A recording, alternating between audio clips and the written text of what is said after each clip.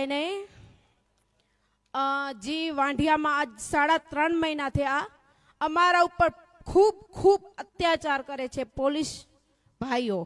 જી અણદાણીના ગુલામ કહી તો ગુલામ અને અહીંયાના માણસો કહી તો માણસો અમારા ઉપર ખૂબ ખૂબ અત્યાચાર કરે છે.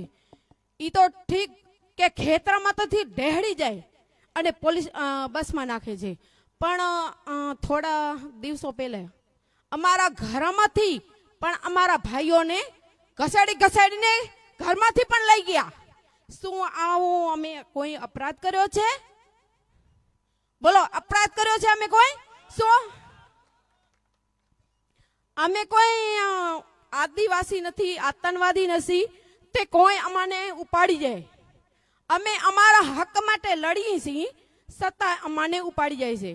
અને ધારાસભ્યના શ્રી પુત્ર મંચ ઉપરથી બોલ્યા કે ખેડૂત ભાઈ અહીંયાની બેન દીકરીઓને 5-25 લાખ માટે આગળ કરે છે.